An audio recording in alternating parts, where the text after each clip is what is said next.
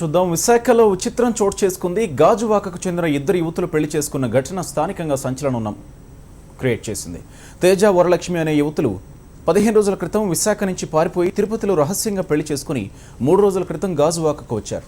విషయం తెలుసుకున్న రెండు కుటుంబాలు గొడవకు దిగి విషయం ఎటూ తేలకపోవడంతో చివరికి దువ్వాడ పోలీసులను ఆశ్రయించారు.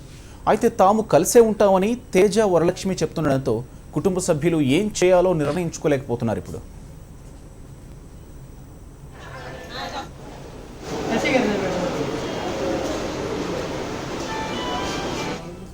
రైట్, దీనికి సంబంధించిన మరింత సమాచారం మా ప్రతినిధి శ్రీరామ్ అందిస్తారు. శ్రీరామ్, చెప్పండి, పోలీసులు ఎలాంటి నిర్ణయానికి వచ్చారు? తల్లిదండ్రులు ఏమంటున్నారు వీరి పట్ల?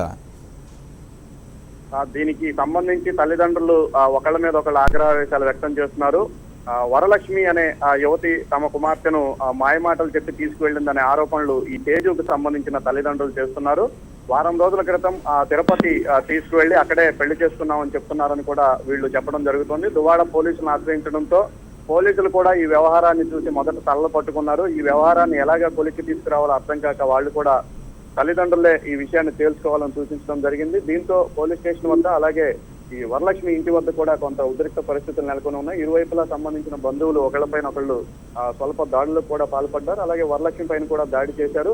మొత్తానికి తేజును తమ తల్లిదండ్రులు ఇంటికి తీసుకెళ్లారు. ప్రస్తుతం వరలక్ష్మి తల్లిదండ్రుల దగ్గర ఉంది. ఈ వ్యవహారాన్ని పెద్దల సమక్షంలో పెట్టి తేల్చుకోవాలని కూడా ఇరు వర్గాలు నిర్ణయించుకున్నారు. Right, thank you Sriram.